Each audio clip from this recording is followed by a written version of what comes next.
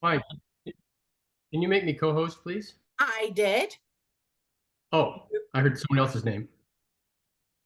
No, I can't. I can't share a screen. Let me see. Apparently it's me. Oh, I'm sorry. I'm so That's okay. sorry. Let people into the waiting room. There's too many people coming in at one time. It's switching around on my screen. There we go. You got it. Okay. I am off. Enjoy your meeting. Thanks, Carrie-Anna. Oh, another little one. Hello, all. Hello. I'm Scott Ferguson. Hi, Terry. How are you? I'm well, thank you. Nice to see you again. Nice to see you. Lisa Koo, how are you? Nice to meet you. Hi, nice to meet everybody on the call here. You too. I can't wait to meet in person. Yes, we have the Venerable Deb Martin Downs, our previous president. Hi, Lisa. Equally venerable present president, Susan Eplett. Hello to Lisa and Terry. Haven't met either of you. It's really nice to meet you. We have Liz Lundell, who is the captain of the ship that ensures we have responsible development. Hello. I'm surprised she could take 5 minutes for this call, given her workload. And we have in the middle of my screen, Sam Davio, who is an invaluable member of CNM and will continue to support the Muskoka Lakes Association and all things knowledgeable to children, such as technology. Well, not just children, but yes, I was a past board member, and I've met Terry before, but I haven't met you, Lisa. And I just finished my term as a board member. You did it. With still with us till July, buddy. I thought it was June. I thought you guys told me it was June. No, I think it's July 2026, if I'm right. Yeah. No, so I didn't actually know that because I saw it on my last board meeting. I was like, okay, this is news to me. Okay, good to know. It is your last board meeting. You're correct. Yeah. Okay, cool. Good to know. As far as I know, we're expecting one more person. That would be Lawton Osler, another former president of the MLA. We have a couple of regrets. Jeffrey Goad and Frank Potto are unable to join us. And what else can we say by way of introductions? I'm Scott Ferguson. I'm a board member and chair of communications and membership.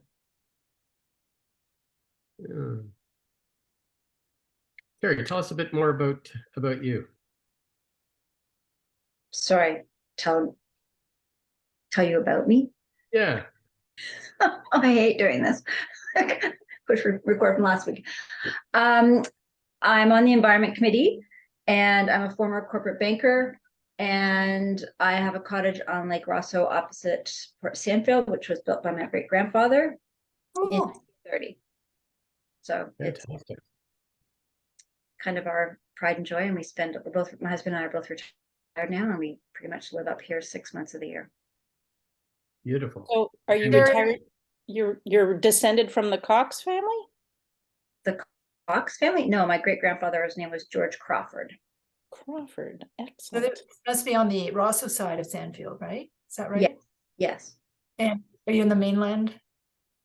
Yes, we're just 500 meters from the golf course. So on Ferndale Road, just go through the golf course. Yeah.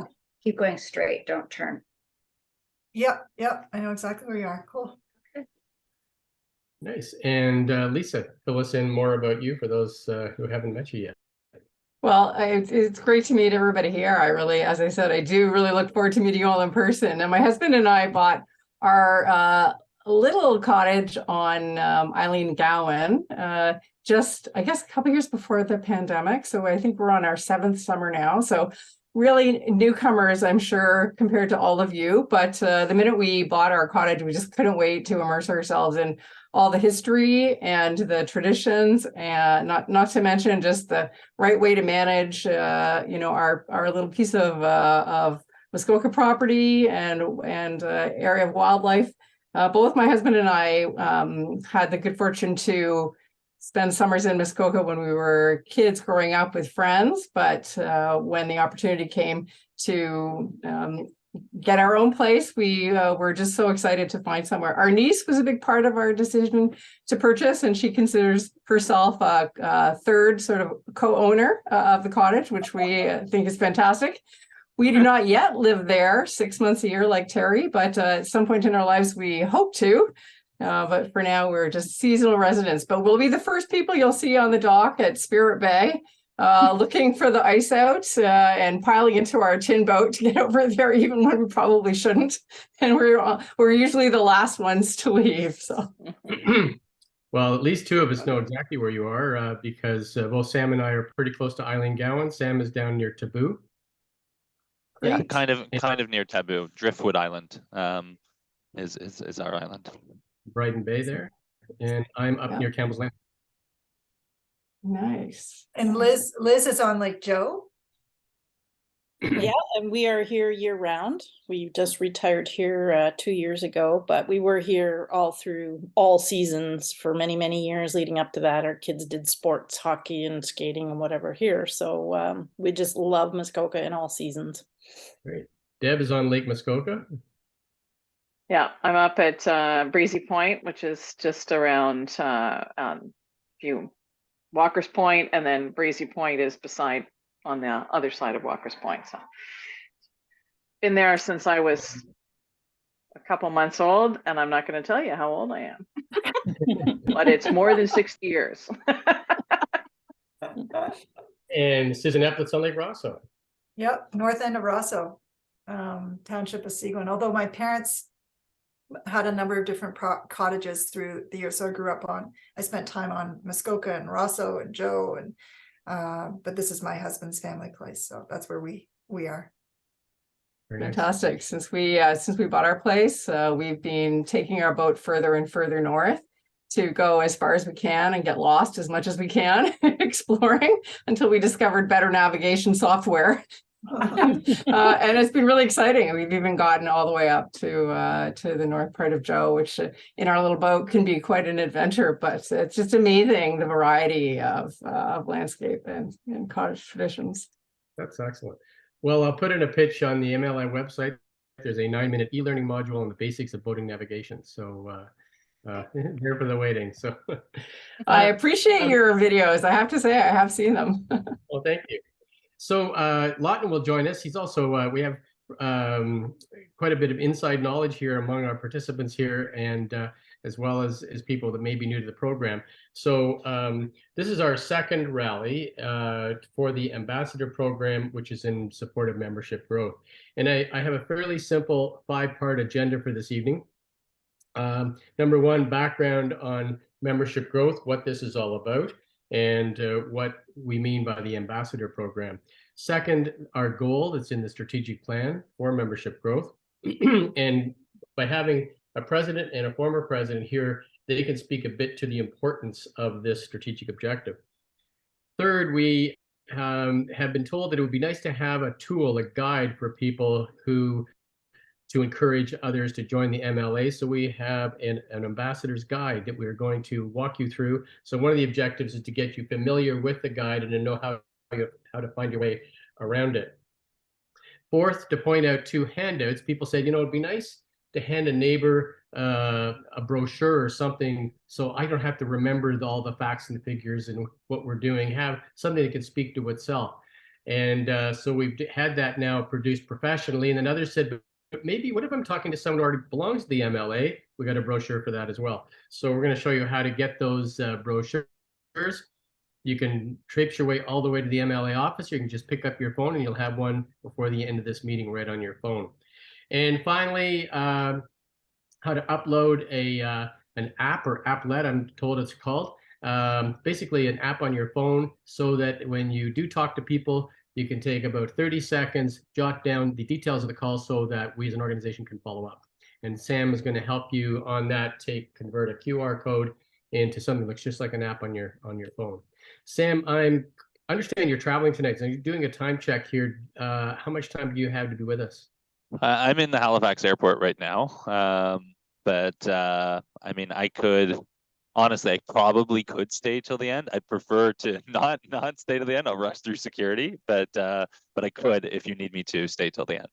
Okay, what I'll do then is I'm going to jump to having Sam help us with the app, and then we'll backfill into why that is so important.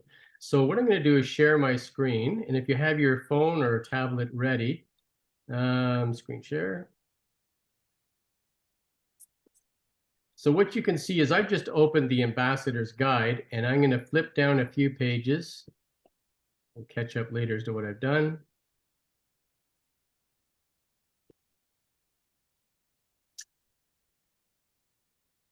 Looks like a much bigger document than it is. Oh, I think I've missed what I'm looking for. Hang on. Okay, so we have here, see these nice people attending and co-hosting the MLA booth at a farmer's market. Well, in the lower left-hand corner here, we have a picture of a lady picking up her phone, and what she's doing is jotting in the details of a conversation she had with a prospective member, so that we as an organization can follow up. So if you zero in on that QR code there with your device, open up the, you're going to see a form basically. Scott, why don't you zoom in a little bit just to make it a little easier to take a picture of that? Sure.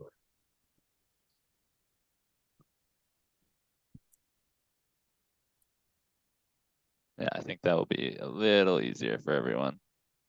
Thank you. Yeah, it wasn't working before that. Yeah. And we're going to need to do this separately with iOS and Android devices. So who has an Apple phone here? Deb, Liz, Lisa, Terry, you got an Android then? Okay, great. And Susan, are you Apple or Android? Apple. Okay, let's do Apple first because there's a lot more of us. So once you open up that link, you're brought to a Google form. That's all it is, right? It's a Google form. And if you scroll down to the bottom of your page, and you're going to have the little bar at the bottom open up, and it looks like a square with an arrow coming out of the top. It's like the icon that looks like a square with an arrow coming out of the top. Does everyone see it so far? A menu will open up from there. Like just kind of scroll around. Yeah.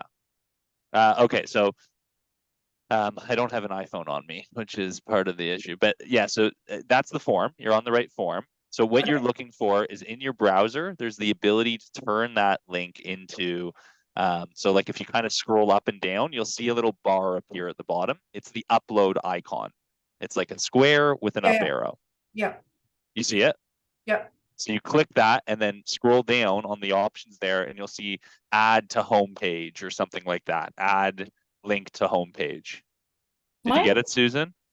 I don't see anything like Got that. it. Add to home screen.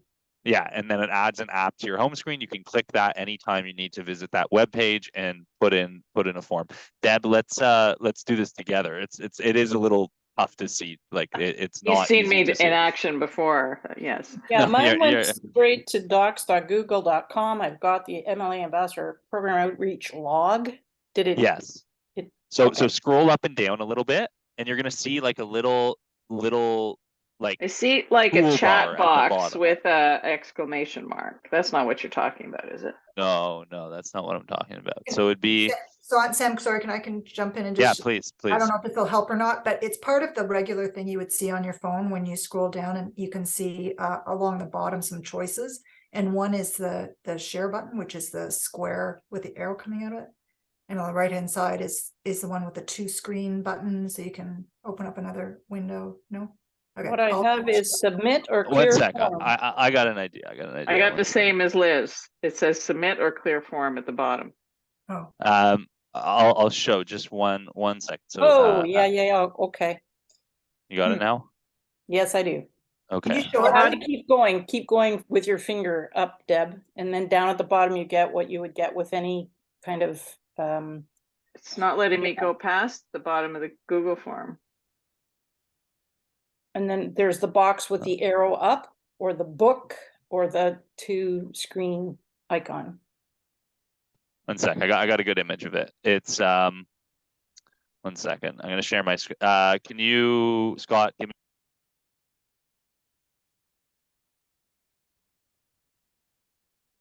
Scott, can you give me permission to share my screen? Sure, just a sec.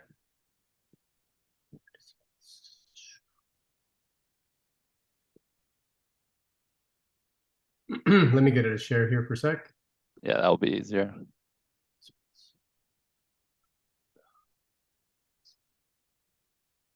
No, it is confusing, Deb. It's not on the web page. It's not obvious. It's don't.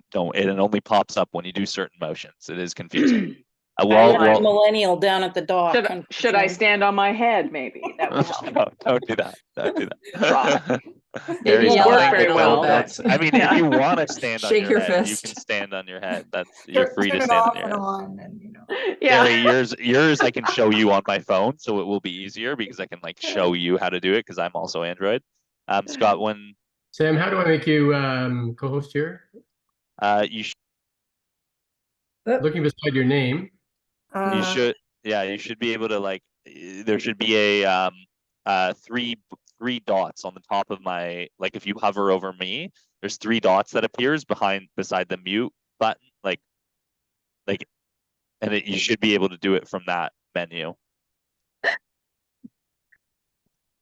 Actually, you know what? I'm gonna do this another way. I can do this another way. One sec. Just hold your phone up to the thing and go. Yeah, Liz, hold your Okay. phone up. I did hold mine up and I've got, the Google form, and now I'm looking at how I get that app installed. So if you go, Deb, go to that link I just put in the chat. But I'm on my phone. Oh, I'm not on my phone for this. No, go on your computer. On your computer, just click the link in the chat. It's just to show you the image. Okay. So once you click that link, scroll down a little bit, and you're going to see the first image on that page. Do you see that bottom menu bar there? Hang on. The heading is how to put the address bar back on top. Oh no, it's the first image. Sorry, I take that back. Oh, you're talking about the. Yeah, that square with the up arrow. That's what we're talking about. I know it's confusing. That's what we're talking about. All right. I get it. I know it isn't. I have get it. that, yes, and I know how to use it. By the way, just So to be click clear. that That's and really scroll easy. down. I And was you'll looking have for an something option. above that. All right. No, yeah. Click that and then Alright. scroll down and then add to home screen. Okay, gosh. Okay, how so hard does was all that, the eh? Apple users have it on their home screen now? Add to. Yes, I Where's do. home? Add to home Purple. screen. There we go. Okay, perfect. Let's go to Android. Nice job, everyone. I have a purple So, thing. I'm so in you're a gonna. purple thing on my phone already. Oh, sorry. Can I see it, Terry?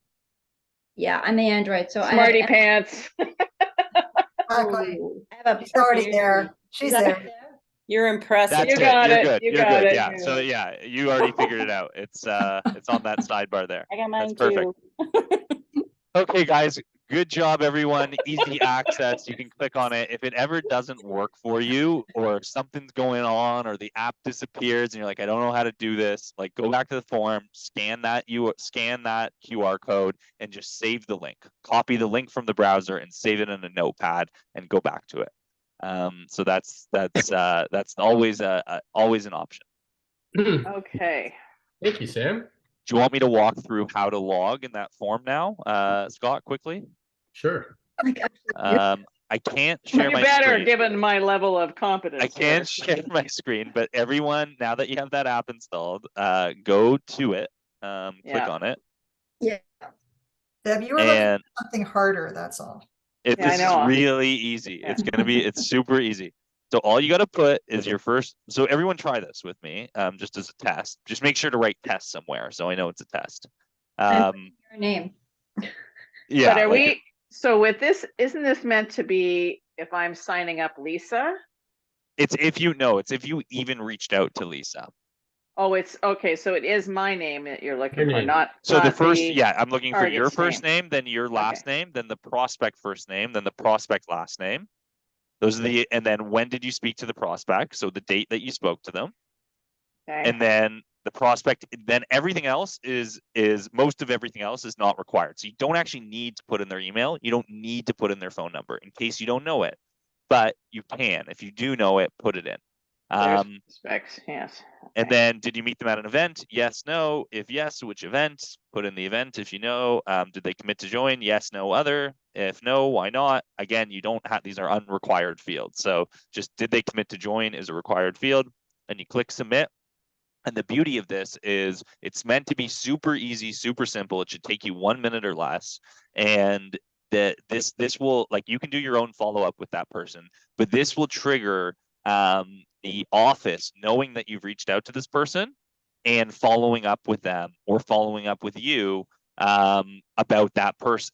If the renewal doesn't come in, they'll reconcile against renewals that have come in. And if they can't reconcile, then they'll reach out. They'll say, this person said they were going to become a member. They're not a member. Deb, you source them. What do you want us to do? Do you want us to reach out to them? Do you want to reach out to them? Whatever.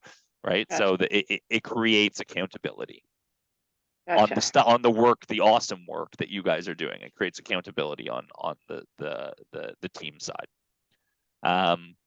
Thank you. Super simple, right? Super easy. Fantastic. It's a great way Okay. to make sure we don't lose track of people that we, are interested. It's just so great. Yeah, it's not like a full CRM. It's nothing big because we don't need that. It really is just like tracking outreach. And if anyone has any problems, everyone, I mean, Scott, Devin, Susan, and Liz all know how to reach me, but Terry and Lisa, I'll leave my email in the chat here, just in case. And you guys can reach out anytime. I'd be more than happy to help with anything. Thank you very much, Sam. Thank you. Did you Cool. set this all up, Sam? Did I set up which? The applet? It's kind of like an Applet? owl. Oh, do I have it? No, did you set it Or up? did you set it Yes, you up? did. Did you create it all? It's just a form. It's a Google form. It's Yeah. honestly, it took me. What's more complex? Yes, so you the Google, did. The answer. yes, I did. But the Google form takes 2 seconds to set up. What Yeah, is right. harder to set up is the whole reporting structure that exists on the back end to reconcile all of this and to, post updates and stuff. But anyway, We are going to miss Um, you. I'm still around if you need me. I know. Okay, guys, I'll drop off here. Scott, if you need me, just maybe call my cell and I can jump back on. Thank you very Thank much. you so And much, safe Sam. travel. Bye, everyone. Thanks, Sam. Enjoy it. So my job is in 20 minutes to tell you why in the world you did that. So Hmm. background. The MLA developed a formal strategic plan a couple of years ago, and one of its key strategies is to double membership within 5 years. And it has charged the Communications and Membership Committee not with the job of doing that. We're only about 7 or 8 people. It is for us to lead a process by which the MLA can do that.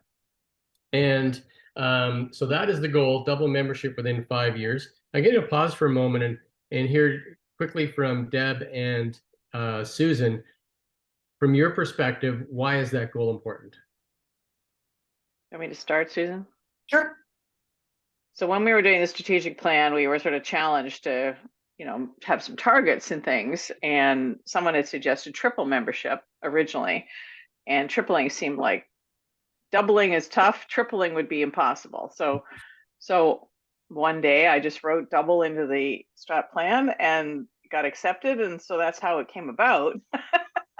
and then it was a matter of, okay, now how do we start tackling it? And certainly Scott and Susan before him, the team have really embraced it. And at the end of the day, the membership fee is what drives the ability of the MLA to do its work. And so if we had more membership fees, we can have more resources to do some of the things that members would like us to do or do more of. And I think that's the real key in all this is that we have the resources to support members in the way they want to be. And as well to have the voices, when our infiltration rate in the residents inside Muskoka is probably somewhere between 10 and 20%. We should be, we have other lake associations that have 70% of their lake members as members of their association. They're usually a little more confined. Ours is a pretty broad area. But one of the things that the strat plan did for us is we defined the area we work in. And I tell the story that I have a friend who's on the Muskoka River, and I asked her one day, I said, "Are you a member?" And she said, no, we're not a member. I don't think it applies to us. And I was looking at the map and I'm going, I don't know if it does or not, because we didn't have a map that actually said, this is where we operate. And so now through the strat plan, that's one of the things we've done. So I would encourage you to look at that and make sure that you understand the zones and because we have sort of three different priorities. One was the watershed level, one was the political level, and one was the lake level. And it's mainly the lake level that we're going at for this, because the members really want to be from the lake level, because that's where their interests particularly lie. So I'll leave it at that. Yep. Susan, Well, you're on that point. Deb really covered the key reasons, but I might expand on the one point about voices. And I've spent a lot of my time on the board doing advocacy work. And the number of, we start every letter, we start most every delegation at council by reminding them that we have over 2,000 family memberships representing approximately 11,500 people. That gets the attention of people in government at every level, at the municipal level, as well as the provincial and the federal level. So we can say we are, Canada's oldest lake association, and we represent, we have a strong voice, and our members, it gives us credibility when we speak and ask for changes to policies and bylaws and that sort of thing. It also gives us some credibility when it comes to election time, because when we follow the decision making at council meetings very, very closely, like month to month. We know what individual councillor positions are. So we do that research. So when we go out and say to our members, so-and-so is very strongly aligned and has voted in a way that's very strongly aligned with our membership interests over 4 years, we're credible. And then people turn to us and our members say, who should we vote for? So it's a really great cycle of a way to inform people in Muskoka. And it's very unfortunate that I think that many people who are coming to Muskoka and our new members, say in the last 10 years, don't appreciate what the MLA does or the history. So I think this, for me, the target audience is this newer cottage group. The ones who love being here are loving the experience. They don't know anything about the work that's been done for over 100 years in preserving Muskoka and how important it is. Thank you. So this was this responsibility was, or this challenge was provided to communications and membership. What we did was we had a facilitated discussion, not only of CNM, but I think we involved the entire board on how are we going to make this happen. And we also consulted with other cottage associations, including the Federation of Cottage Associations and neighboring cottage associations. And the messages came back very clearly that when you come to put your action plan together, there are many ways to bring in members. However, the most effective is members bring in members. We have very talented staff, but nothing against them, but members bring in members. People want to talk to someone who's already a member. And now, if you do the math, achieving the goal that Deb mentioned can sound pretty easy. If every family brought in one family, we'd be done a week Tuesday.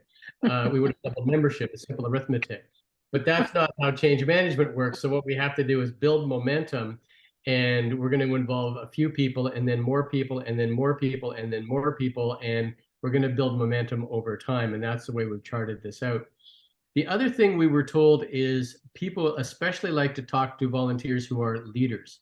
And so we are making a special appeal of all board members and all committee members to get the momentum started this year by bringing in other families, filling in those forms, building up our numbers that will then give other people confidence to join in. So it's a layered approach that will eventually average one new family per family, but we know that's not how it's going to happen.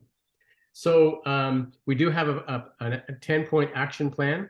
The action plan is comprised of 3 main sections. 1, how do members bring in members? 2, what else can the association do? And 3rd, how do we need to get prepped for this, be prepared to support? So the part about members bringing in members is called the Ambassador Program. Any other activity for membership growth is not the Ambassador Program, but it's in our action plan and it's critically important. But the most important strategy we have is the Ambassador Program, and that is what we're going to talk about tonight. We're also going to talk about those enablers that have been put into place. I haven't got a complete list in front of me, but Sam was highly involved in most of these. Update the website. Improve our definition of our value proposition. We involve the entire board of directors in that exercise. Update our image. We involve the entire board of directors in that exercise. Create an ambassador guide. You're about to see it. Create handouts that are really high quality. You're about to see both of them. So this is work that's been done about the last 12 to 15 months to get everybody to be ready to support ambassadors and other forms of membership growth. So what I'm going to do right now is introduce you to the Ambassador Guide. And the other thing another message we got internally from our board members as well as from other organizations is, you know, not everybody's comfortable talking to the neighbor to join. And so we identified that people should participate in a way that's comfortable for them. So you're going to see we have 3 paths to bring in new members.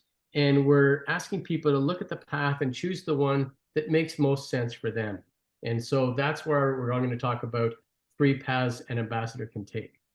Any ambassador can take 1, 2, or 3 of these paths. I'm going to share my screen again.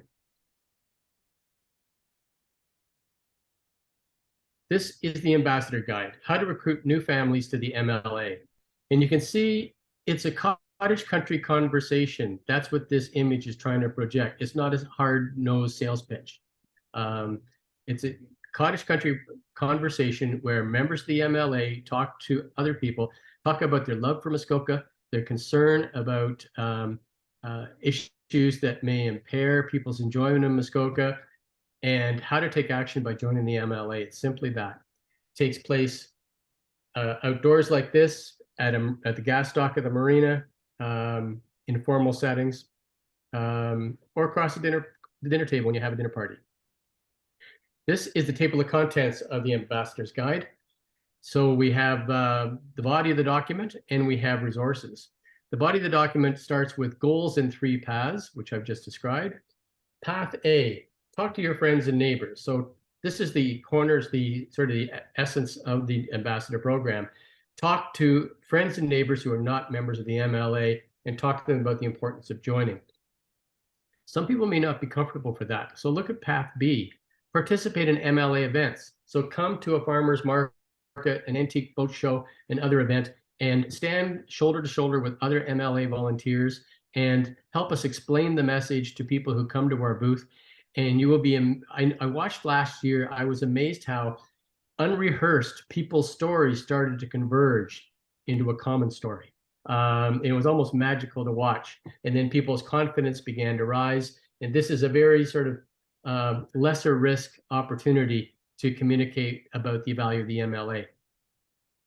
And then path C is, what if you're talking to someone who's already a member? We'll encourage them to bring in other members. And I'll talk about these 3 paths shortly. Resources at the back, we have 2 handouts, as I said, that have just been generated on page 8. Page 7. Page 8 talks about the value of MLA membership. It talks about our value proposition. It talks about our accomplishments. It talks about how the MLA has helped other people. You know, the MLA membership is $150.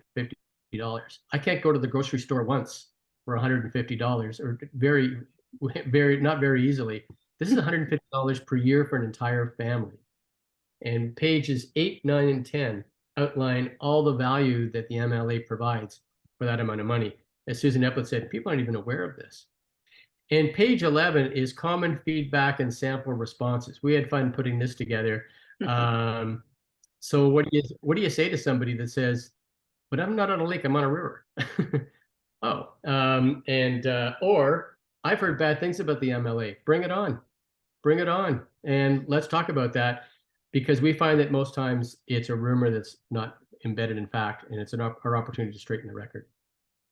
That is what the guide looks like. Let's take a peek inside. Goal in 3 paths. We've talked about that, double membership. And here are the 3 paths I just described.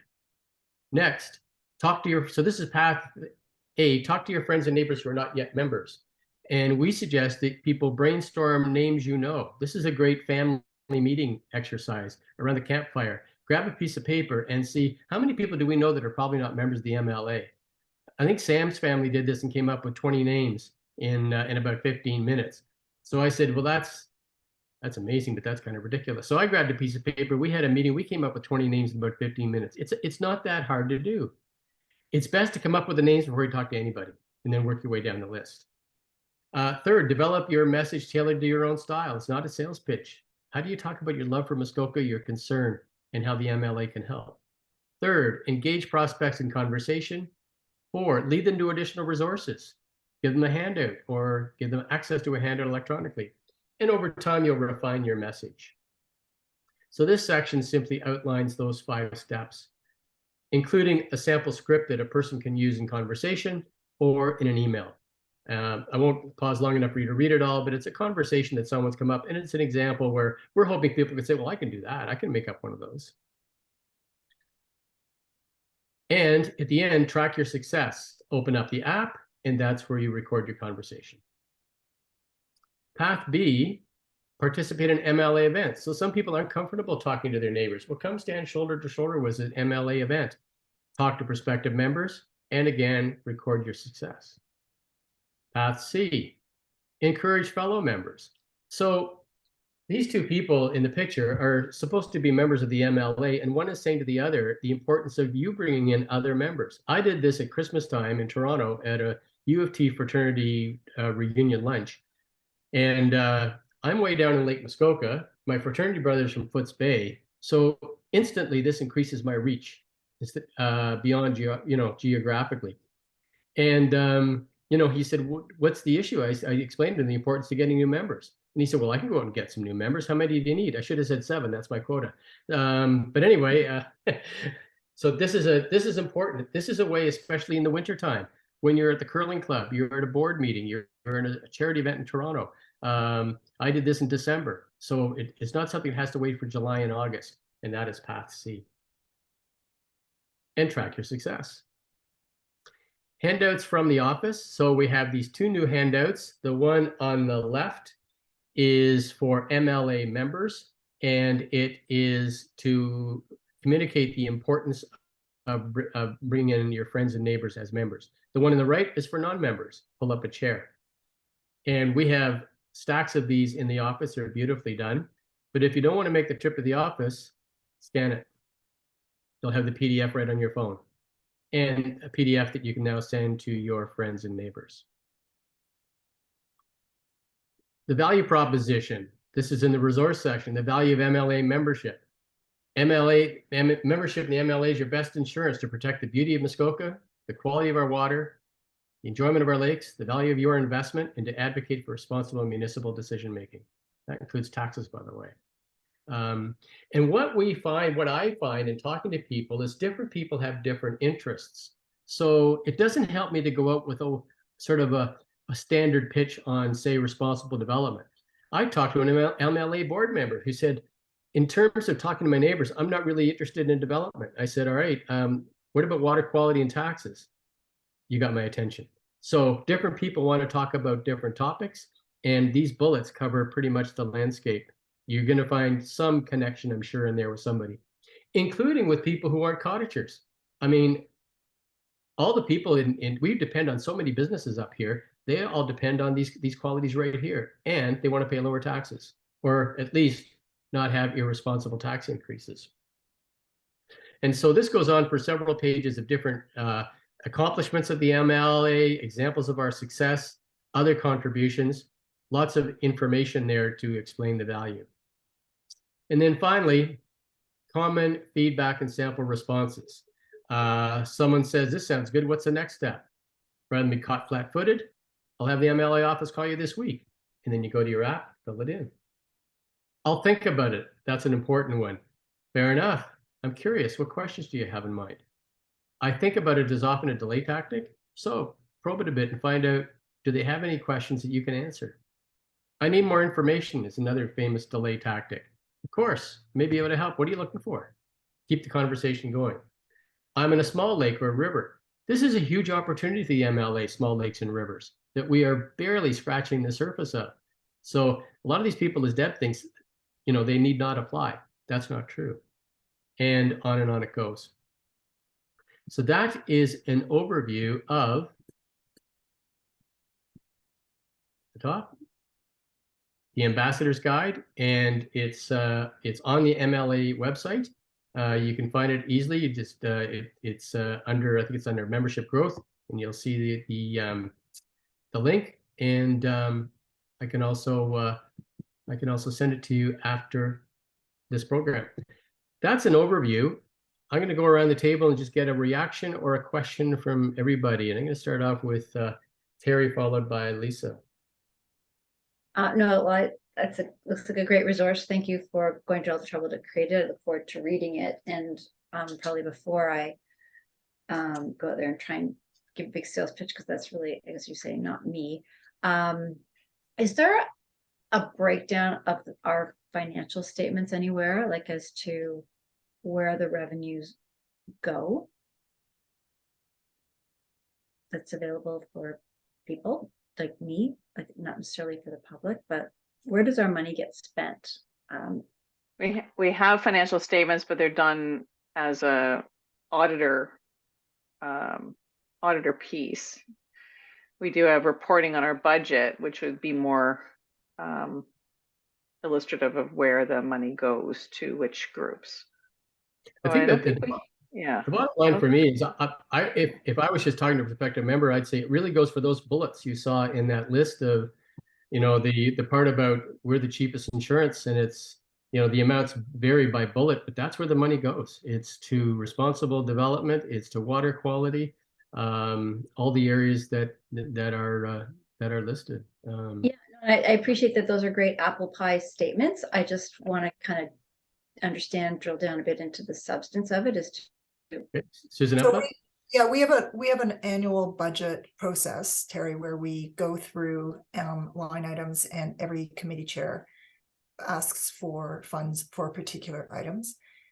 So we have budgeted for every penny of membership revenue that we're going to receive. We do not try to save money. As membership revenue comes in, we try to put that towards our work. And that includes work from every committee. So within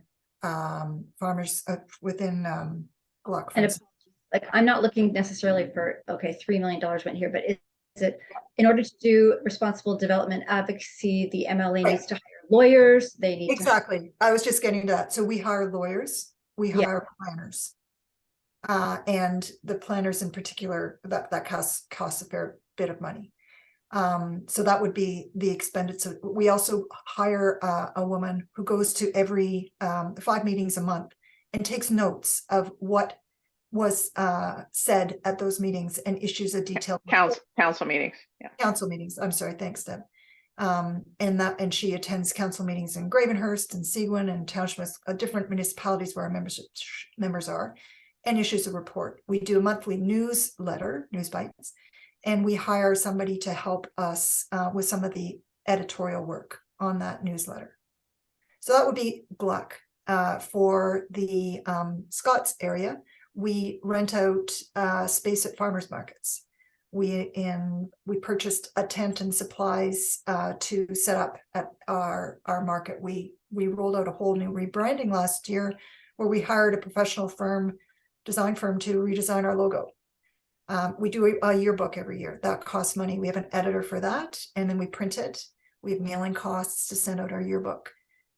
We do a quarterly Shorelines newsletter, and that costs some money to mail it out. We have staff. We have an office. So we've got a general manager and an assistant. We hire a summer student every year.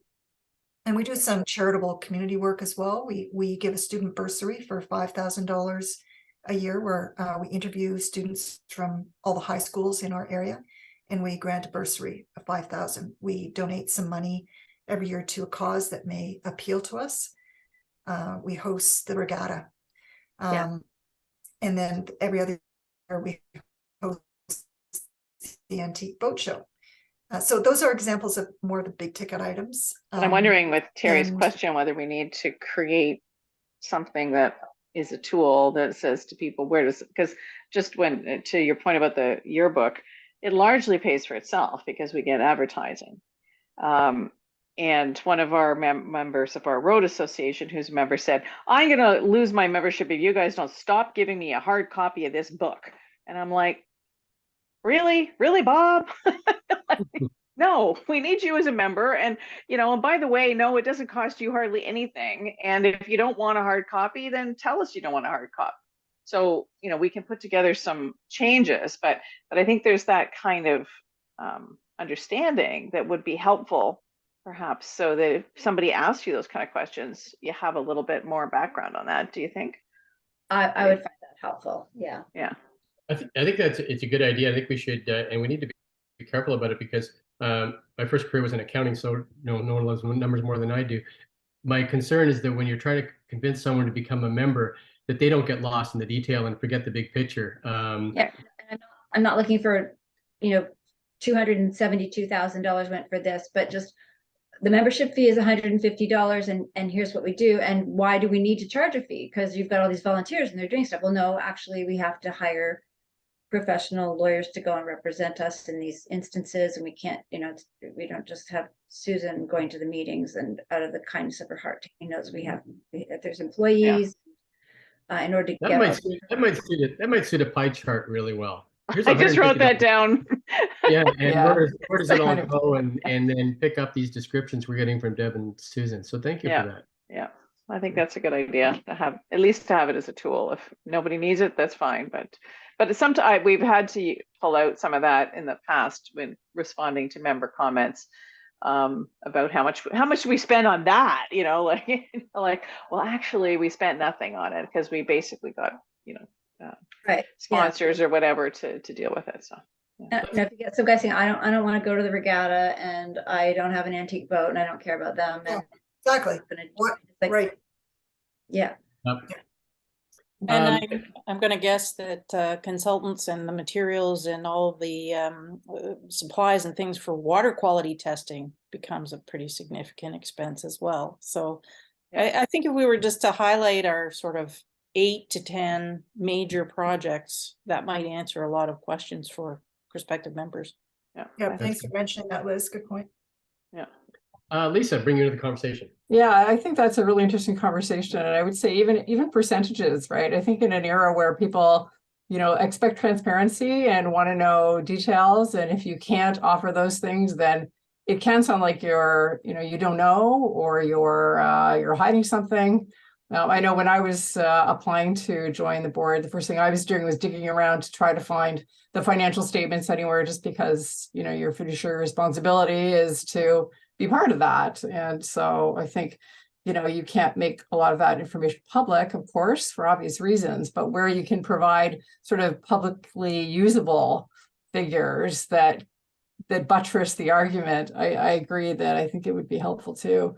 My impression overall was just how sophisticated all the messaging is that you've provided, and I think it does a wonderful job in providing a range of points of entry for board members or people like me just coming at it for the first time. And I think a lot of great information is there to be tailored. I mean, this is a bit separate from that, but my own thinking has simply been around what are all the points of engagement with prospective members, and where are the best places to do that, either as an individual or generally. And I'm glad that you mentioned that you're looking to target new cottagers, because having been a new cottager, I can see how those people would fall through the cracks, right? And where there might be opportunities to take this message, just as an individual, to find people, to meet people where they're at, which is really the issue, right? Especially for people who are seasonal, people who drive up on the 400 and they go to their cottage and they don't have a chance to socialize, or, aren't intersecting anywhere? What are the opportunities there? So I just, it's given me a lot to think about in terms of where I might think of, friends that I know who are already part of the Muskoka community, but who probably aren't members and probably haven't intersected. And I wonder, for myself, maybe I'll, just ask people casually, why that is, and see what opportunities there might be there. Fantastic. Cool. I'm sensitive to time. We promised this would be about 45 minutes, and we are a bit over, but I did want to have a chance, especially for Terry and Lisa, to chime in. Does anybody else have any comments before we sign off and let everybody get to the dock? It's still a gorgeous night.